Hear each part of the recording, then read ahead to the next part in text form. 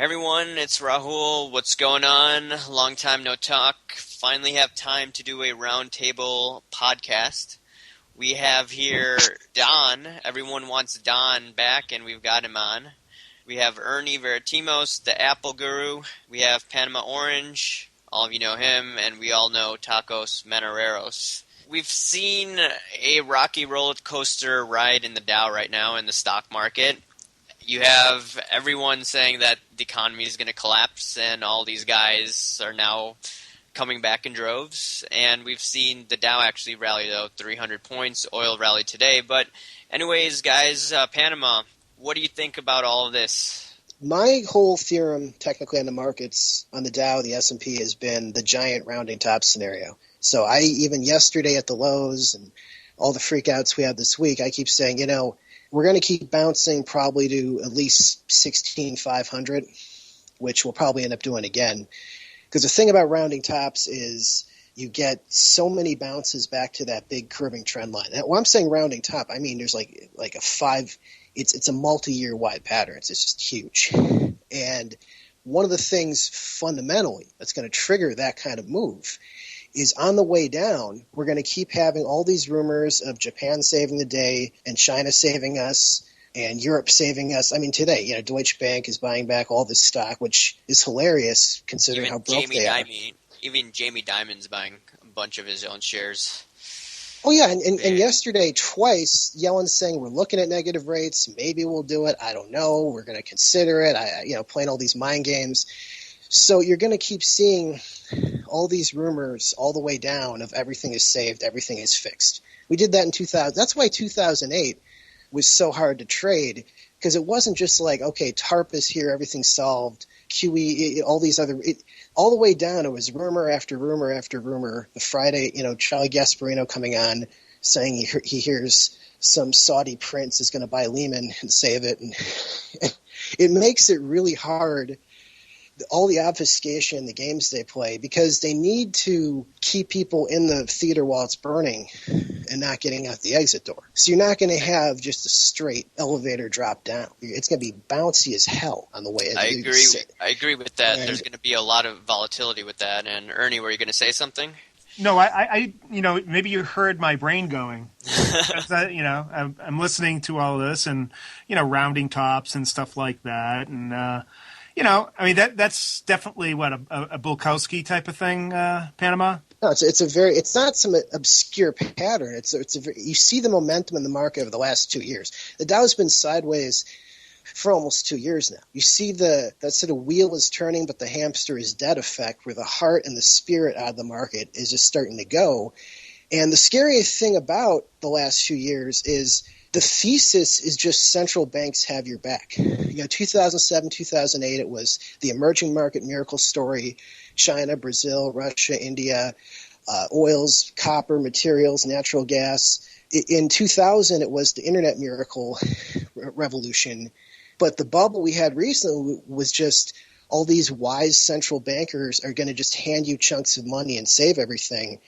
So it's really arguably the dumbest bubble we've ever seen. Because even in the 1920s, that stock crash wasn't based on some politician coming to a podium and just handing out money to people. So I'd argue this is what makes this particular bubble so dangerous, and why it will crash so hard is because it's built on a foundation that is the dumbest supposition, and that is that these people in power know what they're doing, or they have all this extra ammo. I mean, we're at like 19 trillion in debt right now. If you think we have another 5 QEs and 20 TARPs and things like left in our pocket, that is. But what I was saying to you in other podcasts, I think everything is screwed up, but you have to remember we are the best ugly girl in the room right now. So, yes, I see the market falling this year, but I feel that China, and if you look at problems in Europe, I think those are just going to be a little more harder hit than the United States. But Don, what do you see happening in your own eyes? Thing about what Panama says, which I'm intrigued by, is the issue of how dumb it would be to have traded based on these central bankers who were supposedly so wise and all that.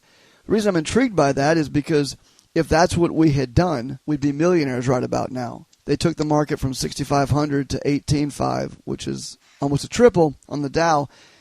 NASDAQ was even a greater move. I think the S&P was probably in line with the Dow. But the narrative that the bankers have been bad for people making money, that's just categorically been disproven. If we had listened to the bankers back in 2008 and 2009, 2009, then no, it doesn't matter. If you'd have listened to bankers at any time in all of human history, as of about a month ago, you were at all-time highs. So these people that keep talking about how the bankers, their job is to crush the economy or they don't know what they're doing, that may be accurate in terms of their job in crushing the greater economy. But we all could have traded along with them and made scandalous amounts of money if we so chose to do so. Now, secondly, with respect to negative interest rates, I also find it interesting when people say that, Janet Yellen did say that negative rates were possible in the U.S. I find it very bizarre that people will listen to a Federal Reserve chairman and attribute to that chairman honesty when they say something which paints a picture that helps their narrative. But I've also heard from the very same people who argue that Janet Yellen is going to usher in negative interest rates tell me you can't trust the Fed in the first place. And so the people that say that Janet Yellen is going to give us negative interest rates are the same people who would have said that the Fed was full of shit every time they talked about anything else. But when it's negative interest rates, now this is true. This is the thing that they're going to do. People forget the Federal Reserve has raised interest rates after every cycle of lowering interest rates for the last 100 years. Guess what? They raise them and they lower them. And anymore, negative rates are irrelevant because you can achieve the same results of negative rates by simply having TARP and handouts and bailouts. And if you want to, you can take all the debt, this $19 trillion that's supposedly a big overhang, wrap it up in a nice package, and then sell that off to dummies by making it a cryptocurrency 4 or 5 years from now, selling that off like they did T-bills when I was a kid, and the cycle of boom times begins all over again. So I just don't know that I make a lot of the jaw-jacking from anybody right now. I just look at history and understand that when we enter a rate cycle of either up or down, there are things that you ought to do. And right now I think people are being looking at first downside. I agree with you, Rahul, on the market. But then eventually the market's going to hit all new, zany, ridiculous highs again and create the bubble to bust all bubbles. But of course, that's what we said about every other bubble for the last 100 years. Hey, Tacos, what do you think about the economy in general and what everyone's saying here? What I find really sad, not about the commentators here per se, but what I find very sad is everybody's talking about we're gonna raise rates, we're gonna go negative, we're gonna do more QE, we have to prop up the banks, we have to prop up the stock market, we have to flood the stock market with excess money, we gotta prop it up, we gotta go to 20,000, but nobody's looking at the right spots. The average American, now I have a documentary. I cannot disclose it for copyright reasons. I don't have authority to do so. But I have seen a documentary where there is actual Americans, our brothers and sisters in America, most of them elderly. They cannot afford to buy food. They're actually buying cat food and eating cat food because they don't have money to buy regular food. And I look around and I see millions of people out of work. Something like 95 million people are not working. They're not participating. There's no job creation. There's no discussion in the media.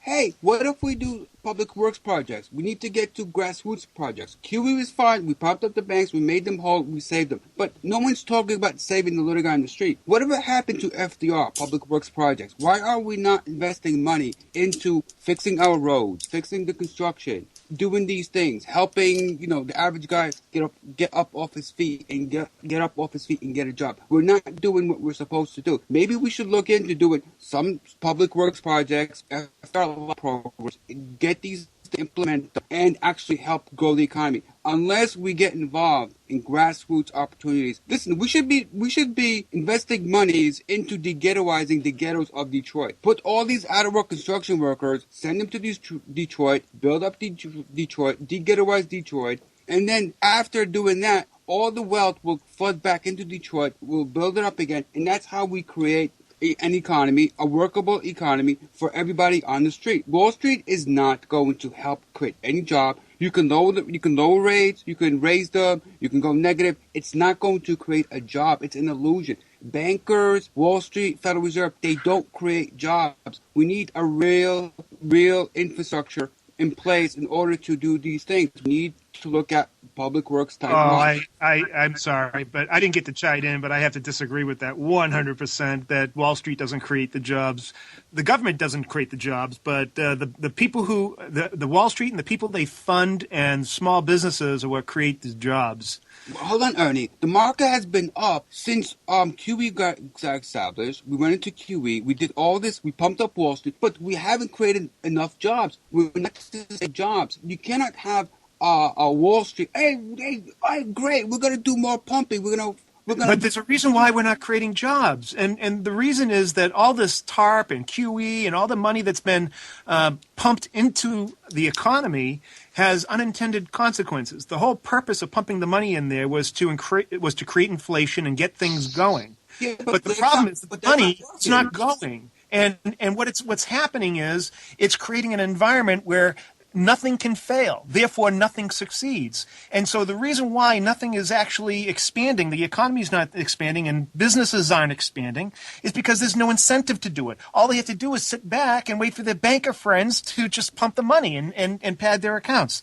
So until the Fed stops with this trying to, make everything copacetic and please everybody, And in fact, what they're doing is just lining all their buddies with loads and loads of this cash that they can print ad infinitum forever. Hold on, Ernie. And then it's never going to change until we have a complete washout. It's not going to change. I'm of the opinion the reason why the Federal Reserve and the central bankers are in there trying to pop up the system is because the government is not doing their job. Why? We need to... The Federal Reserve is the government. No, you're not listening to me. Completely. The Federal Reserve, the bankers, the government, they're all complicit. They're all doing this for a reason.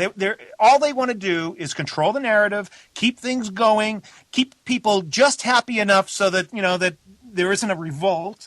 And that's it. That's and in the meantime, they can sit there and they can pump money wherever they want for their pet project or his pet project or whatever. And it's the same thing over in Europe. They're not going to fail. Nobody's going to fail. They can't fail because failure is not an option.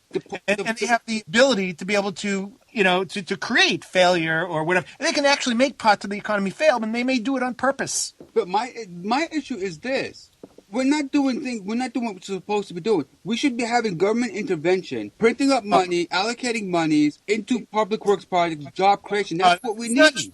How is that going to create jobs? That doesn't create anything sustainable. Government work projects? Yeah. Who's making money from that? I mean, how is that a growth scenario? When the government decides that there's no longer a need for the project, it's gone. There's no growth. There's no sustainability. No, what I'm saying is we can do. We do need public works projects just for the simple reason we have so many people. We have so many people sitting there out of work. Shadow Stats puts unemployment right now, the real unemployment number, at 22.9% as of Friday. 22.9. That is the last time we fixed a big problem like this was the New Deal, was World War II, when we had like a huge increase in public spending. War, then? Huh? You said World War II, so you're saying that we need war? Well, wars back then were great because you sent people into trenches, you built all these tanks, all these bombs. Now it's all high tech, and we're scared to death of Vietnam. We're scared to death of committing ground troops, which, by the way, is a horrible. We have so many unemployed youth out there that if we just paid them a decent wage, they would gladly go fly into Iraq, fly into Syria. Oh, my God. You're kidding me. They're already getting a decent wage, most of them. I mean, the ones that count anyways, the indigents that can keep on, voting in the people that are going to keep the whole program going. There's so much social welfare, and they're going to keep that up. Look, they can print as much money as they want. They can give the money to whoever they want, and they do. And they give it to the people I disagree. They can't print as much as they want because at some point, China cannot keep monetizing all of our debts. Someone like you, Panama, for every single decade of my life and every other life to come before us that has said exactly the same thing ever since the Fed has been in existence, yet they've been doing it. That's the thing about this. They'll keep on doing it for a few more decades, and that's because of this petrodollar system. Wait, hold on. Go ahead. And then they'll come up with a new system. This is the thing I don't understand, okay? They won't. I mean, Panama says they can't. Never. Always. I don't know what it is with people who keep using that language, But you do realize that and I've had this debate with Panama before, every single person has said the same thing on one side of the issue or the other since the advent of the Federal Reserve. And forget the Federal Reserve. Go back to the first central bank that ever existed on this continent. People have been saying exactly the same thing. Oh, they can't do this. Oh, they can't do that. Of course they can, and they keep doing it 100% of the time. Why is this time going to be different? Tell me what's different this time. That's what I just said. I know. The economy right now, with all they've tried to do to try and save it or try to fix it, the Baltic Dry Shipping Index is below 2009 lows by a sizable gap. The inventory to sales ratio, which is the most important number measuring economic health period, is deep in the recession territory. It's all the way back to crisis levels. Do you know why? It's because... Yeah, I know why it is, because a lot of companies were told, and they live in this bubble where they're told the economy is improving and economic boom is about to occur, and they built up inventory in anticipation of being able to sell the inventory, and that boom never materialized. They were told by CNBC and Yahoo Finance and all these channels, it's been 2 years as the Dow's been flopping around sideways like a dying fish, that there's a big boom coming. You better get ready. Get your warehouses full. Yeah, that's not why, though. You're talking about the symptom. The reason it's happening, it's called the velocity of money. And people need to go look at a chart. I've tried to tell people about this for the last 5 years. Money, zero maturity. Look at the chart. It's at historic lows.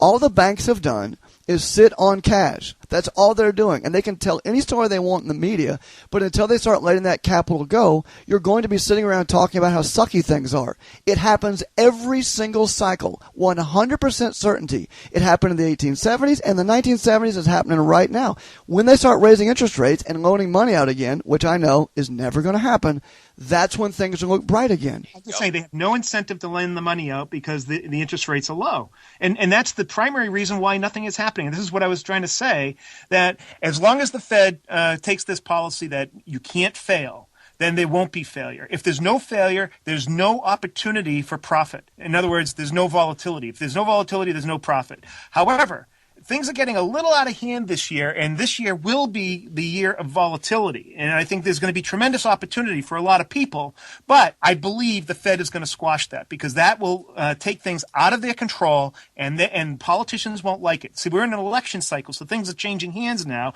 and so they have to kind of, mix things up and get the new team in. So until that happens, we're going to have a lot of volatility, and things are going to look okay. They're going to look like hell, and then they're going to look good, then they're going to look like hell, and then you're going to get the new guy in that's going to promise everything is fine. Now, unless we get someone like Donald Trump in, of course, I think if he gets in, he's going to get assassinated. He's got to be, because he's a complete disestablishment entity that he'd never go with any of these unless they can get to him too. They put people in office that are going to follow the narrative, and that's what it's all about. You look at the election results on the Democrat side with Hillary and Bernie. Hillary and Bernie were in a dead tie in the Iowa caucuses. Who got all the delegates?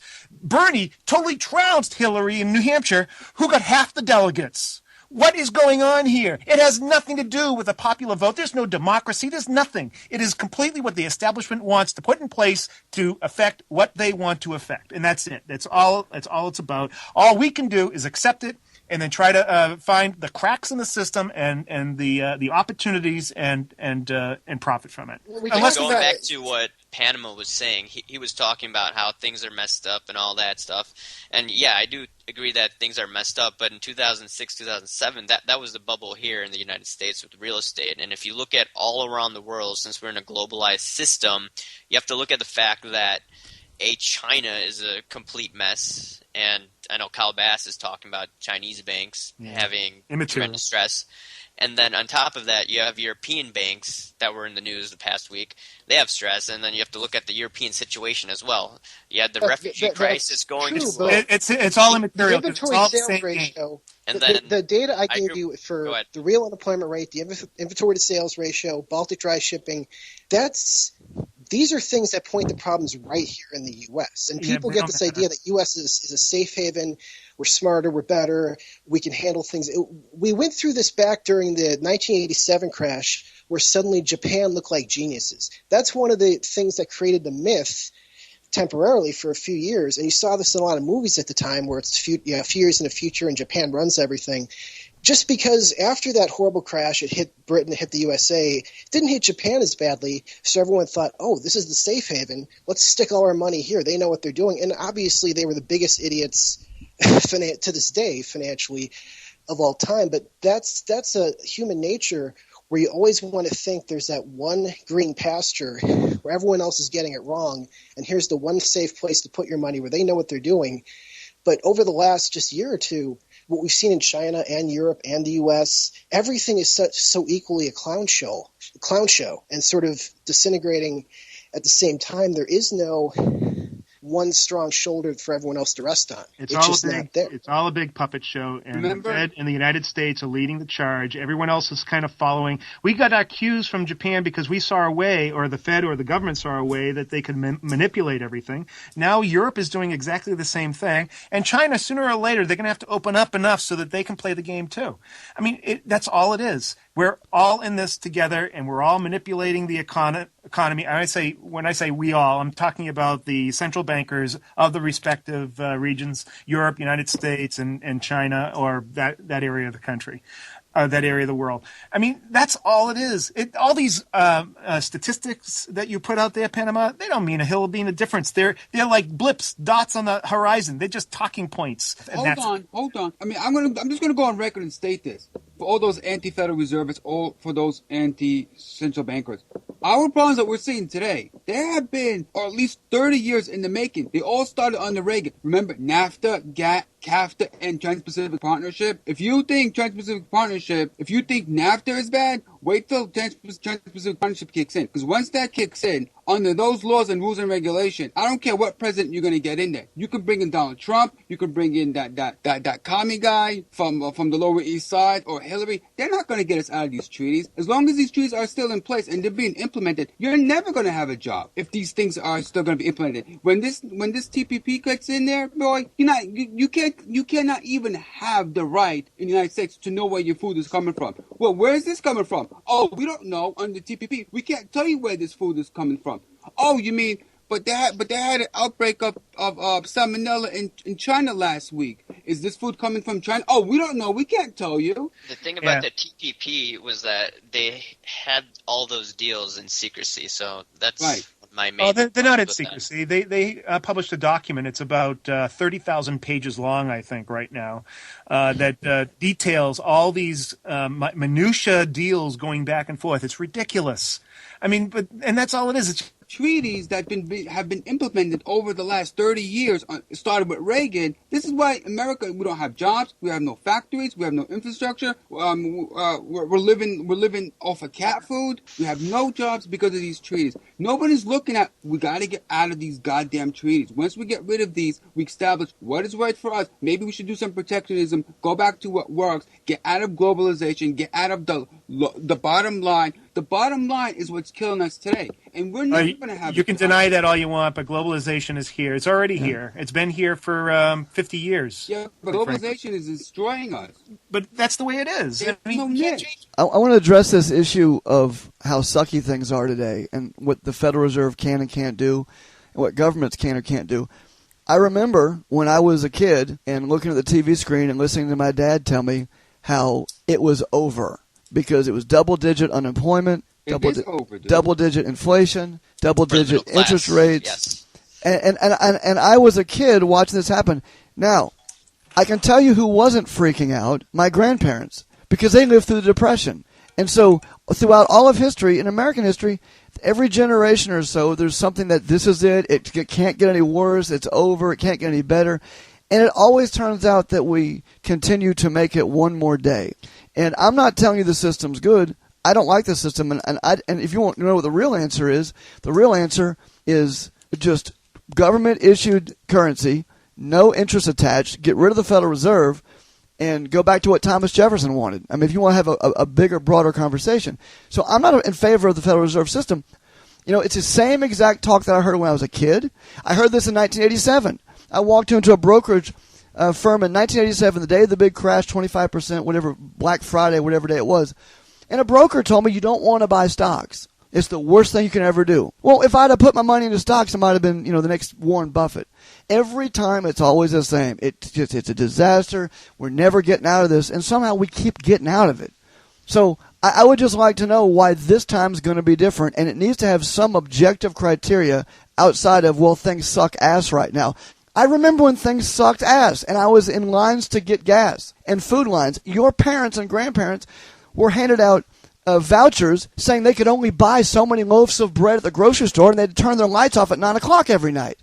Now, if that was happening now, you'd claim that was martial law. So I'd like to know when this real serious economic disaster is going to happen that from which we can never return. And why should I believe this time is different? A lot of people who talk about this topic, and there's a lot of people on YouTube who call themselves preppers, and they're going to tell you this is going to happen or this is going to happen. Well, I was on the New Orleans police during Katrina, downtown in the French Quarter. I've seen what martial law, what collapse, what breakdown of order looks like. More importantly, I saw how badly people prepared before that, because we had almost a full afternoon to go to Walmart, bring some supplies to police headquarters before the storm hit. And everyone I saw brought like a box of Pop-Tarts, a box of Nutri-Grain bars. I mean, I bought quite a bit of canned food. But the point is, even these people who saw this storm coming at them bought the dumbest and most minimum thing and mentally minimized how bad it could be and completely underestimated what the crisis is. And then that's what worsened the crisis when it actually hit, because that's the lack of prep. Even though we didn't – one of the things people forget about Katrina is that hurricane, it hit Florida and then it veered off. So up until that Friday before the storm, late Friday, we were out partying that night. Me and the other guys in my police academy class were out in the French Quarter. We actually went to the Dungeon Bar. We were upstairs. I remember I paid $1 to play Nine Inch Nails Head Like a Hole that night. And people were – and then Katrina hit, a few days later. But just – it goes to show how people – you can get blindsided by things so badly. And then when they do – the epic clown show, one of the problems of people who talk about martial law is they think it would be so organized. And it is the most wild, unstable, weird. I mean, the breakdown in order and communication and the weird things people do, it's the opposite of order. But getting to your point, getting to Don's point, we talked about the Great Recession and the Carter era malaise. One of the big differences now, and here's a completely non-political documentary everyone should go look at. It's called We'll Work for Free. There's a few other documentaries about automation. The fact that the entire customer service industry, which is the biggest employer, customer service jobs collectively in the country, is being completely automated out of existence. And we deindustrialized in the 80s. We gutted our factories, sent them to Mexico, sent them to China. But it's okay because we had all these jobs for name tags where you go be a quote-unquote customer service agent. Well, that's now all being automated completely away. And we have this big gap where there's no jobs and like this big gaping hole, which is why real unemployment in this country is 22.9% by Shadowstat's estimation. And unless we have a huge public works project, I'm sorry, Ernie, I don't like it either. The spending, the socialism of it. There's this huge black hole where jobs are not being created. Unless you want to go flip houses like a certain YouTuber, I don't want to mention his name, who I cannot stand, who's always telling people to go flip houses, but also the economy is going to collapse in 6 months, so get out right before it collapses. And there's a lot of people doing that, by the way. There's a lot of unemployed youth out there that are getting into house flipping, which is the dumbest.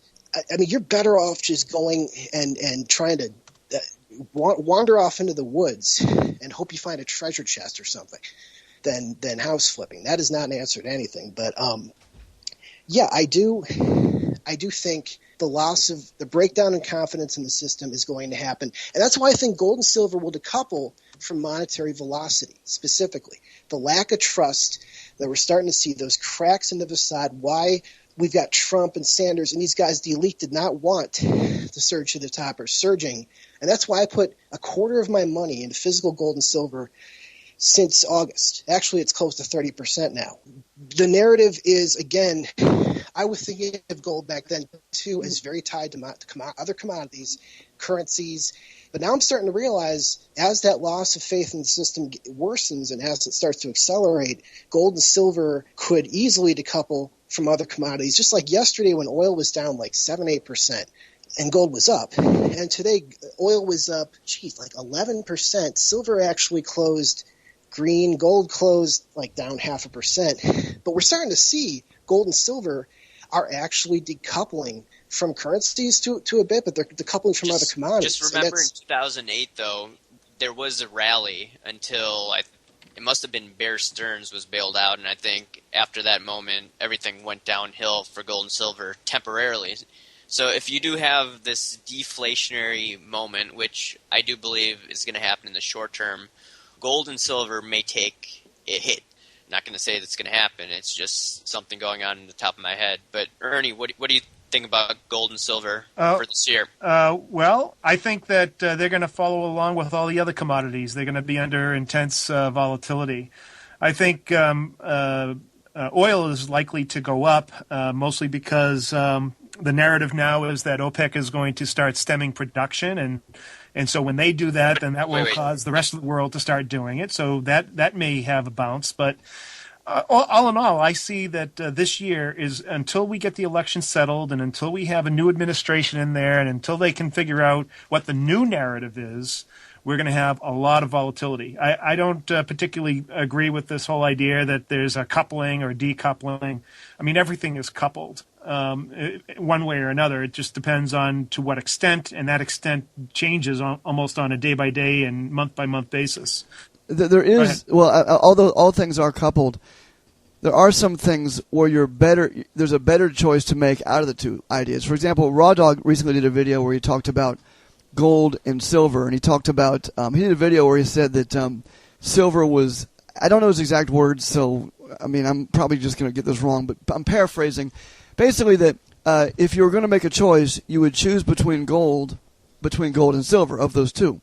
And so yes, both precious metals have moved up, but come to find out, Raw Dog was right. From the time of his video until yesterday's highs, gold did outperform silver. So although they are coupled, I mean, Raw Dog made a great case, and it turns out that gold did do, as Raw Dog said it would do, outperform silver.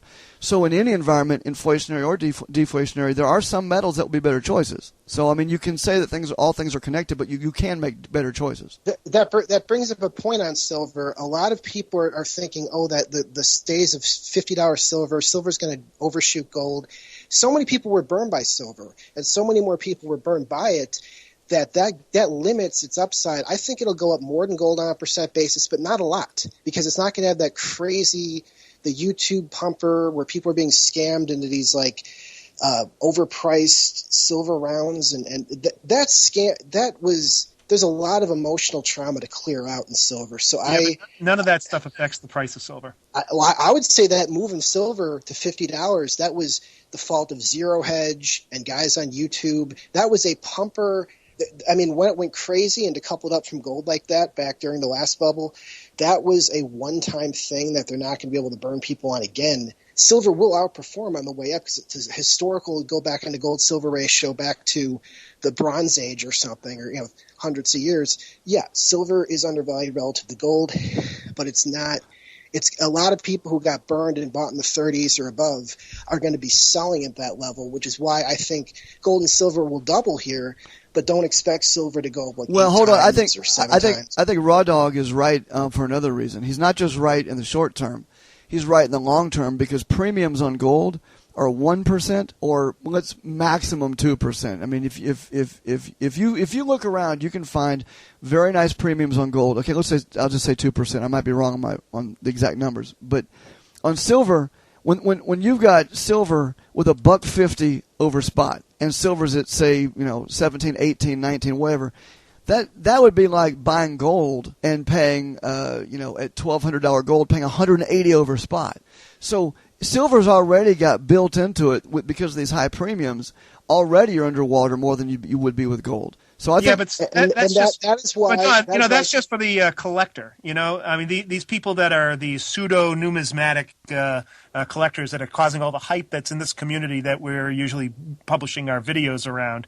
That has so little effect that the premiums that they pay are an anomaly. I mean, that's for them, and you can charge those premiums because they'll pay it because they're crazy. By the way, fair enough on that. But remember, the folks that are listening to us talk right now are not going down to the COMEX and backing up their pickup truck. They're going to go down to the local coin store, or they'll find some YouTube guru and they'll buy from them. And for those folks, premiums are important. I mean, I agree with you. And you're right. Well, that's why I don't. The percentage of people that why- are actually doing that are so small compared to what the actual silver market is. Because the people that are really using silver, I mean, you think that like the electronics industry or the solar industry, you think they're paying those premiums? Of course not. They're paying what the COMEX is giving them. They're paying the shipping cost alone, and that's it. That's right. By the way, you're right about that. Here's one thing Yeah. about coins and numismatics. It's in a different tax reporting category if you buy rounds or bars versus if you buy a coin minted by any government, minted by be it Canada or Armenia or the European. I've bought the European Philharmonics, which were only like $220 over spot each. I bought the Armenian Arc ones, a monster box of those, which again, the premium was only like $230. Because the American Eagles, it's like $299. That premium's ridiculous, and I think eventually there'll be compression. You won't get it. But the point is about coins versus bars versus want to buy something from a government mint because it does put it in a different tax category. I'm not saying don't report it on your taxes. You should report it, talk to your accountant. But when you go to sell it, a lot of the types of people who buy silver, if you tell them, hey, this, go look it up. You don't have this is exempt from tax reporting. It gives it an extra selling incentive, especially to the type of person who normally buys those coins. So you want to buy something from a government mint. You want to buy Austrian Philharmonics. You want to buy the Australian Kangaroos. You want to buy Britannias. Yeah. You don't want to buy rounds? I don't agree. I think that if you are serious about buying silver for its investment purposes, there are one of two ways. Either you buy in extreme bulk and get the cheapest possible price that you can, and with no minting or anything, because all that is bullshit, or you buy from the COMEX. Hold on. That's for me, I think $230 per spot per coin. There's a lot of coins you can find like that from mints, including the Canadian Mint in 2015s and 2016 Maple Leafs, and that is a reasonable. But to get that price, like you said, you do have to buy like a monster box, and that's. I don't buy a monster box either. I would just buy straight bars, period. Ernie, with the cheapest possible premium. I agree with everything that you've said. You're right, okay? I'm still going to tell you that people like Raw Dog and I guess Panama also are also correct in the way that they're couching this discussion. If you're someone watching a video, like someone watching this video right now, I highly doubt that a large percentage of people are going to the COMEX or picking up truckloads of silver at spot and paying shipping on that. And I know that people that listen to these videos are also the same people that listen to the, what's the word I would use, the salesmen. They listen to the salesman, and they need to be aware of the fact that when you're buying silver and you're paying $3, $4 over spot for something that someone cranked out and put some serial number on or whatever, there are better options to that. Now, the best option is what you say, Ernie, but I also think that what Panama and Raw Dog say is probably an argument that makes sense for a larger percent. In order to make money on any of those other options, first of all, you're going to be paying 15 to 20% premium going in and going out. Yep. That means you have to make more than 40% on top of the value of the coin that you bought in order to turn a profit. That's virtually impossible. If you go to Atmex, it'll show you their buy prices on a number of coins, and in many cases, they're not paying you just flat out spot for a coin, even if it's a 2015 or 2016. They do keep their premium to a certain extent, but I get what you mean about high premiums, which is why I'm talking about gold. That's why I'm talking about gold. That's why I'm talking about gold to both of y'all. I mean, you don't have that problem with gold. Now, I think that there's a reason to buy silver, and we can have that conversation, but this is what I'm saying. That's why I think a lot of people misunderstood what Raw Dog was saying. Raw Dog wasn't saying don't own silver. He's saying preferably gold would be a better option. And so for people for whom premiums matter, I mean, Ernie, don't you agree that if premiums matter, you'd rather be in the thing with a smaller premium? Absolutely, because if you're buying on a continual basis, your cost of owning that commodity are going to be so high that you'll never retrieve the value or store value like your intent. It just won't happen. You'll have to have such inflated value in order to retrieve the value that all you're really doing is just putting something away that you're immediately losing money. It's like buying a car. Yep. And as soon as you take it off the lot, you've lost money. Panama, hold on. I got a calculator here. I want to put something real real numbers so we know what we're talking about. Do $2.39 and against above $15. spot. Let's take Like $2.39 above spot per coin. let's say 15. But double that. 15 you have to double that because that's the real margin. Plus, let's say 239 over spot. That takes you to 1819. Now, when you go to sell it, if you sell it on eBay, which I'll just use eBay, you're going to lose 13% on eBay plus shipping. So let's divide that by 0.87. Whoops. And you're talking. The real cost is 30 to 40% over. So anything you buy today that you sell on eBay, you're going to need to get $21 out of if you buy it today with 15 and change spot on silver. Ernie, you're right about that. But let's talk about gold. And with gold, it's a much different story. Gold's more liquid, the premiums are less, and people are willing to pay more to get it. So don't you think that that's a better option for people than going to the COMEX? And I'll tell you, the cheapest way to get gold, there's a new service out there called BitGold. It's a company owned by, or partly owned by George Soros.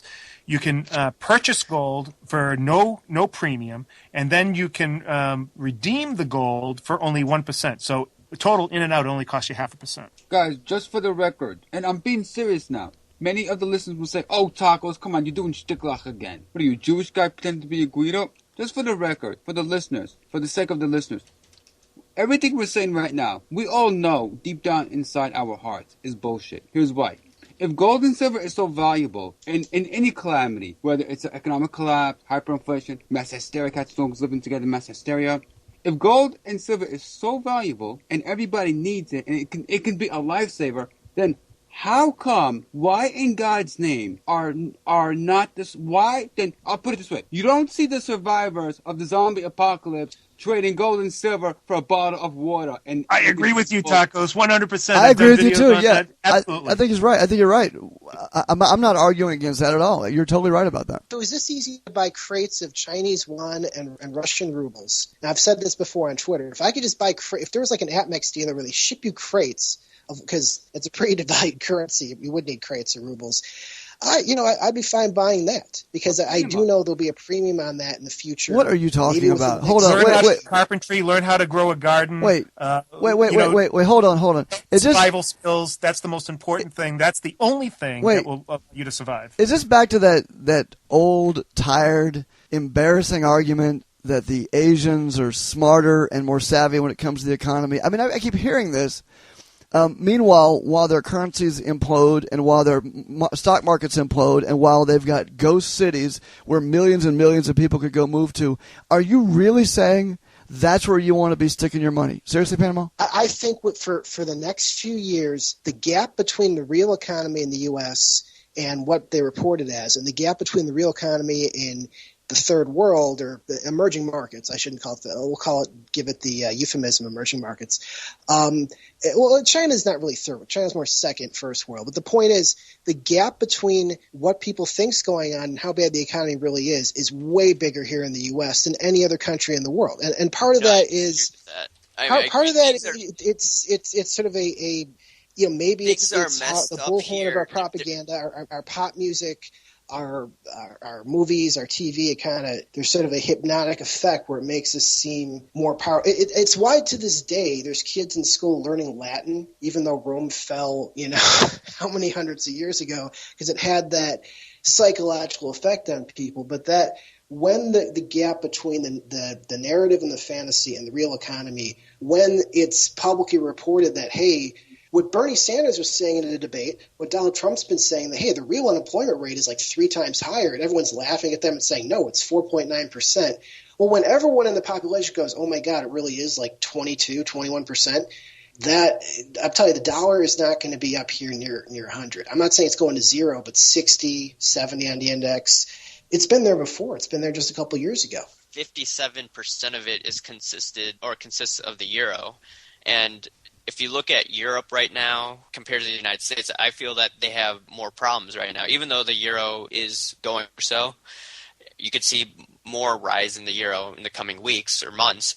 But long term, they have a lot of problems, especially with their banking system. If you look at the migrant situation, the euro, in my opinion, is the reason why the dollar could go much higher than where you think it is going to go in the short term. So that's all I got to say. Also, Panama, you were talking about that there's going to be this day of reckoning where people are going to wake up, smell the coffee, and go, oh, man, things really do suck here. But that's not why dollar buyers are buying the dollar right now.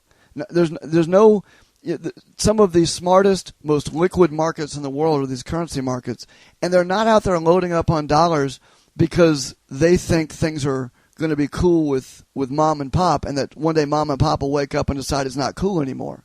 There are other structural reasons around the world that make the U.S. a better buying opportunity than other countries. It's simply a pairs trade. That's all that's going on right now.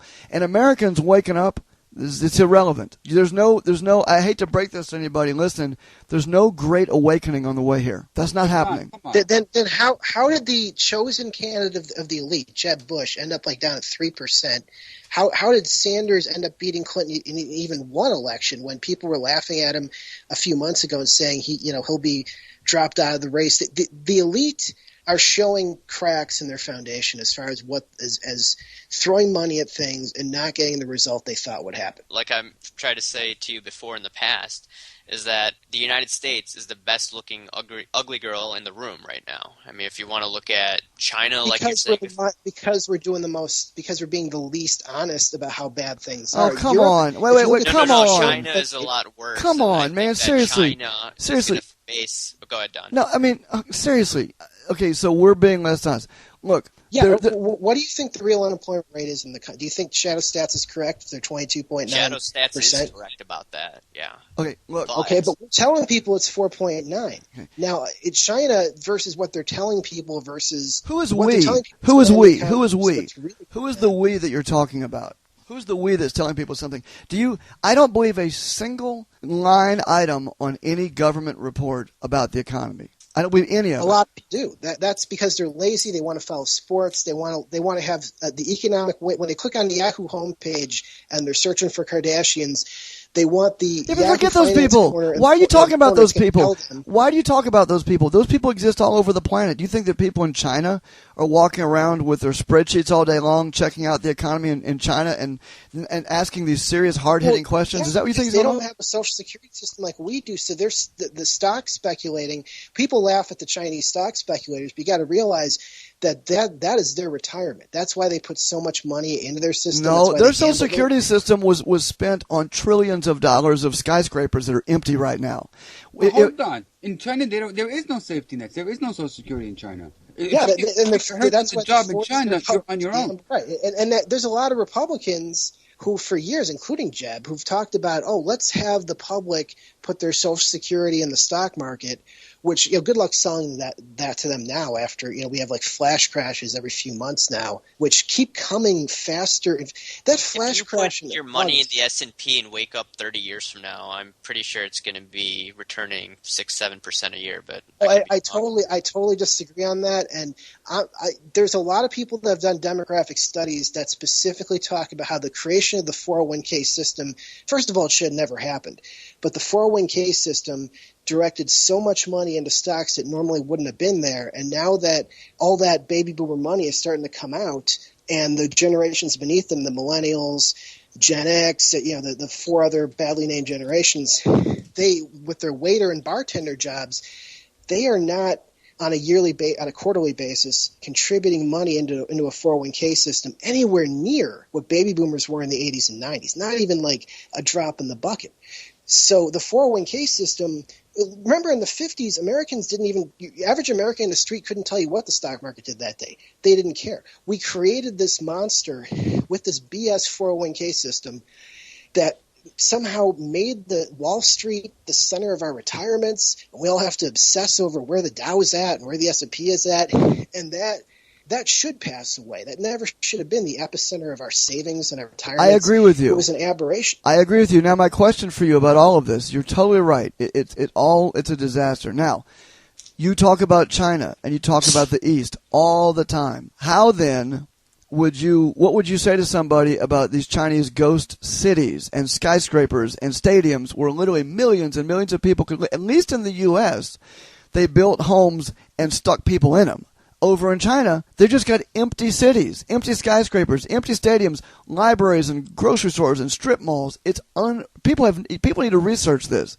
Why do you think that's somehow better and more transparent and fantastic than the chicanery that goes on here? I specifically covered this in a video I did with Rahul actually a few weeks ago, and the reason is their oversized real estate, unused real estate, is at least clustered in certain spots. You can just bulldoze the whole damn thing if you had to. Whereas in the U.S., most of the homeowners in this country are like over the age of 60. But people are living in those homes. Proportion. I'm saying here in the U.S., it is true that the largesse has been ridiculous. I'm totally on your side about that. I think it's a disaster for many reasons, but at least people are living in homes here. There are not skyscrapers empty across that would literally house millions and millions and millions and millions and millions of people. So here in the U.S., getting rid of those eyesores, as opposed to taking all the elderly in this country who are sitting in 5-bedroom, 4-bedroom houses. I live on the northwest side of Chicago, and you could drive around house after house after house, average age over 60, 4 empty bedrooms. It's this weird thing in this country because of this generational wealth where you have the most fortunate generation in human history, the baby boomers, where they all ended up with, on average, houses that are way too big, and now they're getting hit with property taxes in Chicago, by the way, doubling. But that's not just here. Rahm Emanuel can't find a way to fund the pensions because the unions are creating a mess. But go on. This is a countrywide problem where you have. And other people have talked about this weird phenomenon where you have elderly people who own their houses. They paid it off 20 years ago. But between the upkeep, the maintenance, the new property taxes, utilities, they're still eating cat food. So they got 5 bedrooms and they're eating cat food. And then they got the commercial with Fred Thompson telling them to do the reverse mortgage where they'll pay you like $600 and you drop dead and the bank's going to come take your house. Which is a horrible option. The reverse mortgage is such Isn't Fred Thompson dead? He died, by the way, Panama. Those commercials don't run anymore. They probably still run the commercials. I mean, I don't know. Billy Mays, and he died 12 years ago. But the difference between China and us again is we spread our extra real estate around so much. At least they piled all their crap in one spot. When you pile all your crap in one spot, you set it on fire, bomb it. I mean, come on, wait, hold on. I mean, I hear this.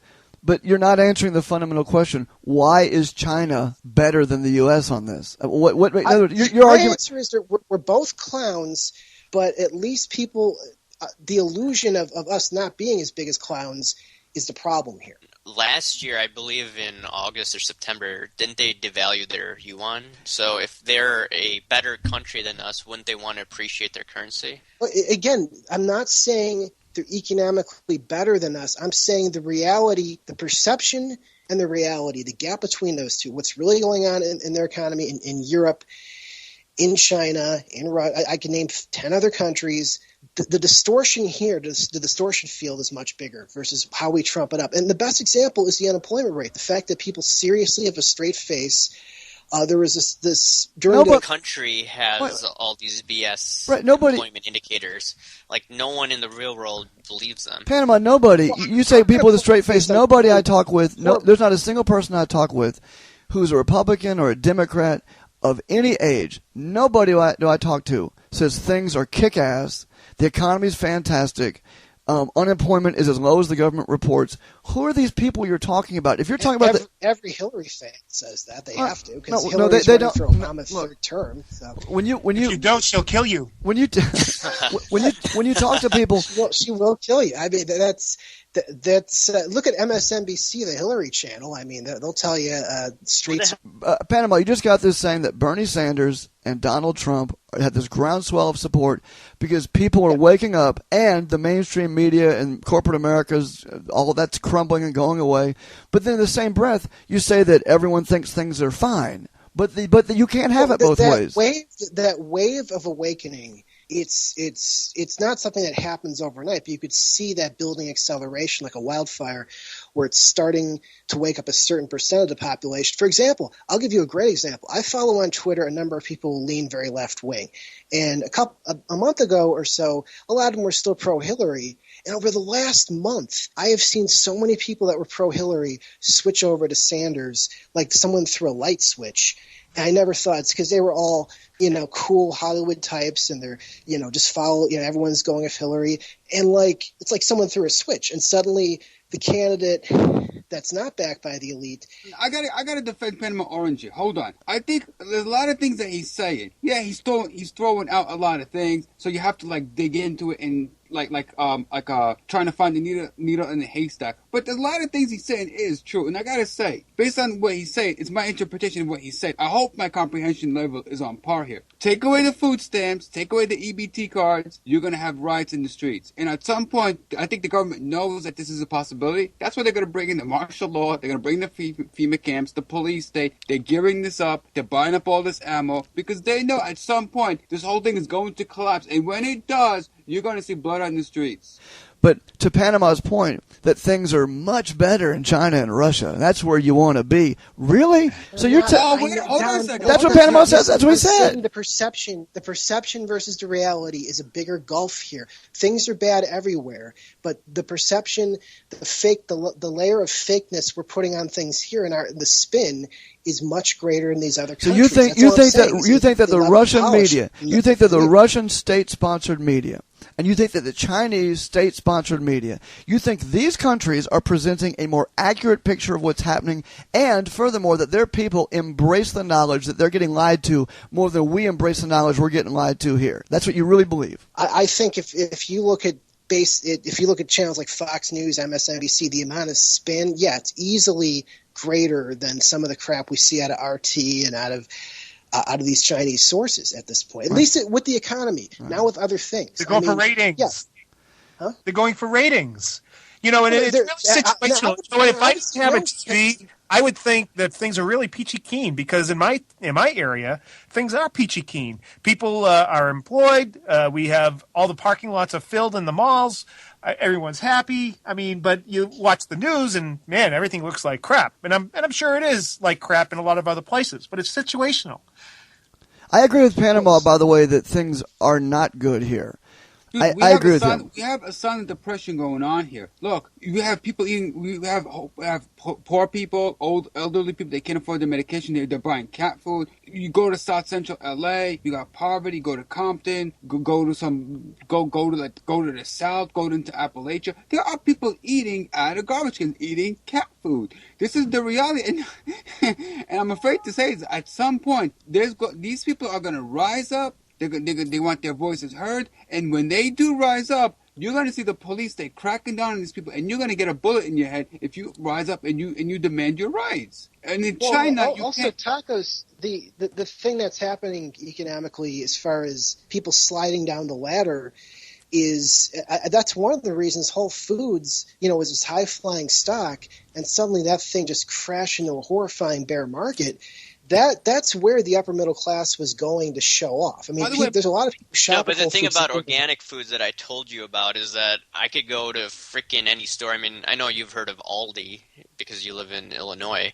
I go to Aldi and I'm finding organic milk, right? So.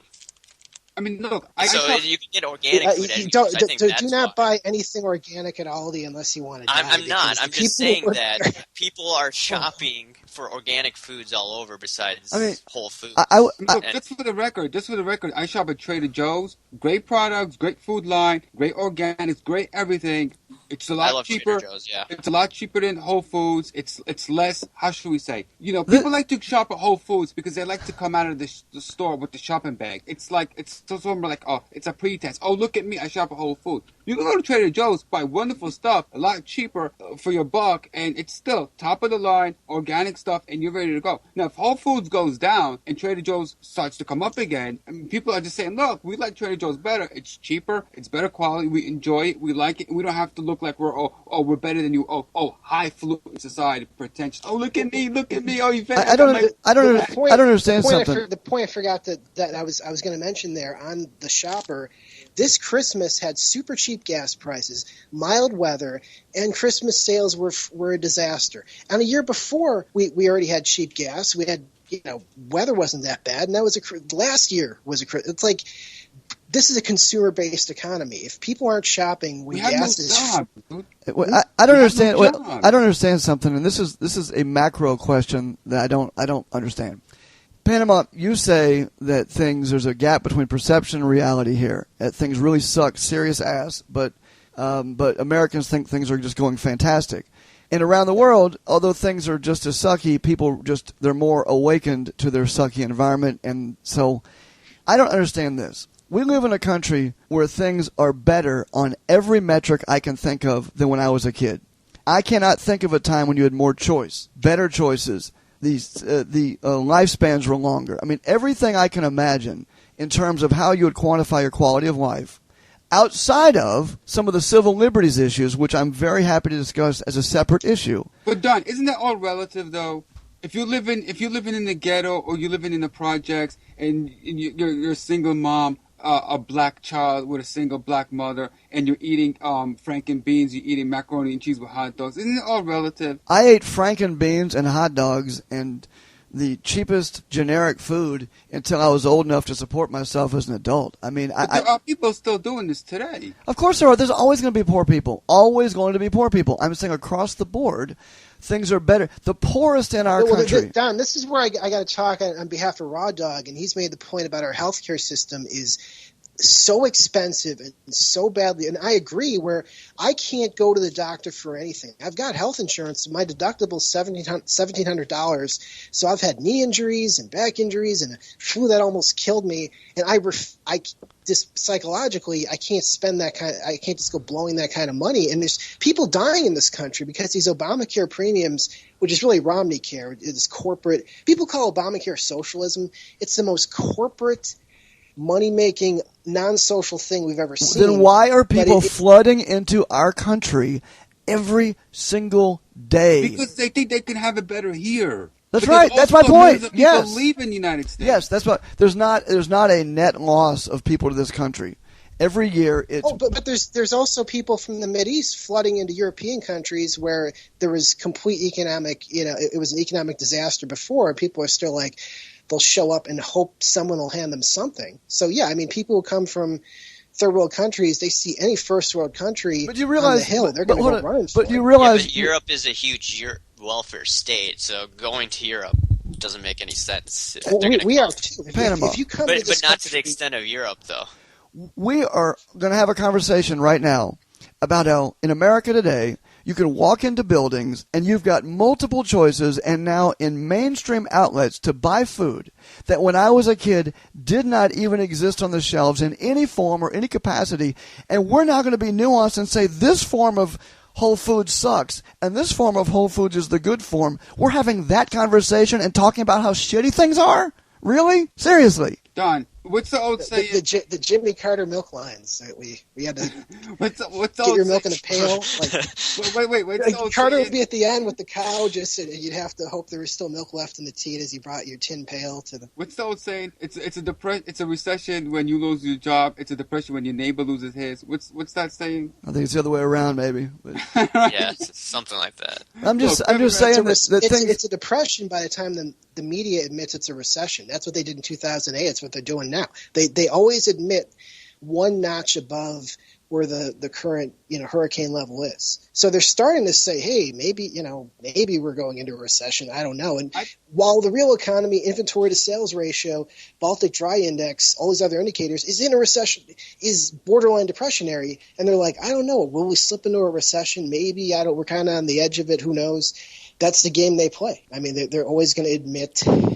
They always have to put – and going back to something as far as the media and gold and silver, and one of the ways they've been suppressed, it's not manipulation or behind the scenes. It's right in the open, where the only people you see on finance TV, the experts on any channel, are people who make money from sitting on bonds, sitting in stocks, managing that money for you. Gold and silver, they can't get their money out of it. They can't sit on a pile of it for you and make money. And that's why – when I see people on YouTube, the gold and silver community, who talk about how much Wall Street and the authorities hate gold and silver, it's because they can't get their cut. If they sit on a pile, if they throw it in a drawer and sit on it, they're not set up for that. Wait. They take a bigger cut than Wall Street, all up and down that chain. Okay, first of all, let's start with the mines. The mines are owned by corporate America. The mines are owned by the bankers and the brokers. then the refiners are owned by the bankers and the brokers, and the mints are owned by the bankers and the brokers, and the retail spaces, every sale, every transaction, the bankers get a slice of every single credit card transaction that takes place. And if you want to make the real money, be the salesman and get your 15% in and out of every sale. It's a ridiculously profitable business model, and they don't need to sit on anything. And when you look at the ETFs made nearly $1 trillion for bankers in 2011 alone. So they make, and I agree. The ETFs should not exist. The ETFs for commodities have been such horror shows. The USO, if you bought the USO at the peak of oil years ago, you lost almost twice as much as oil lost, even though oil lost like 80%. And that's true of like the UNG, all these other ETFs. So people out there who look in their portfolio and think, well, I've got the GLD, I've got the SLV, that means I have some precious metals. No, you don't. You've got a derivative of a derivative that could evaporate tomorrow. Some guy will go to minimum security prison and play tennis for 2 years, and all your money will be gone. Well, you're right. You're right about that. That's that. why you trade those ETFs. Well, that's right. Unless if it's like a SPY, which you could hold. Well, there's not going to be too much decay. You're right about that, Panama. The VXX, where you hold it for 4 hours and you lose money, even if you're right on the trade. I mean, a lot of these. What you do is you just short the VXX, like when you see volatility spike big time. We're going to see volatility go up this year, but actually, Raul, you can short it anytime and just hold it, and it will eventually make you money, regardless of when you short it. Even if you shorted it just before a huge market crash, you'll still make money. Yeah, if you're patient enough. Yeah. Yes. I mean, I want to be clear about something. If people listen to me and they think that I'm cheerleading the economy, I'm not, or that I'm somehow in love with the stock market, which I'm not. I just can't understand when you look at things relatively why there's this constant mantra about how bad things suck here, and that if you look to the east, things would be so magnificent. It'd be so much better over there. If that's the case, then I suspect that we should be seeing a very large contingent of Americans shuffling on to the airports and the bus stations and the cruise ships right now to head to China and to Hong Kong, and really there should be this burgeoning exodus of Americans out, and travel into this country should just cease, right? Is that what's going to happen? Look, I'm just going to go on record. China is a basket case. They overgrew too quickly. They grew too fast for their own good. They overbuilt crap that nobody wants. At least here in the United States, we had the Industrial Revolution. It was progressive. It took years in the making. But in China, they built all this crap in like under 30 years, and it's the Chinese don't know what they're doing. Yep.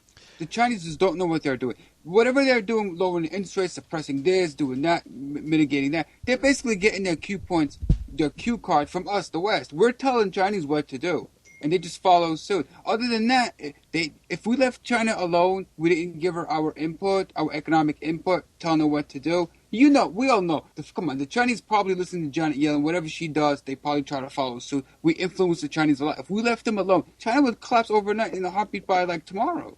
Guys, I got to go. Rahul, I appreciate you having me on. For the record, I am long silver, and for the record, I've never changed my tune. I think the problem in this country stems from arbitrary interest rates from central bankers.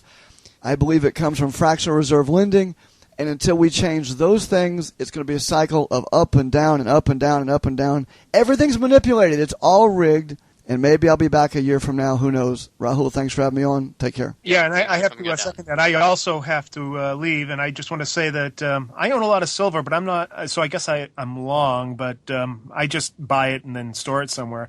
But I am long platinum and short gold. As a general rule, I'm waiting for platinum to overtake gold. And like Don, I think that everything's rigged, and all you have to do is develop your own premise. Find out a crack in the market and exploit it, and that's the only way you're going to make money. And if you're worried about the zombie apocalypse, those people that are going to survive are the ones that have a brain on their shoulders.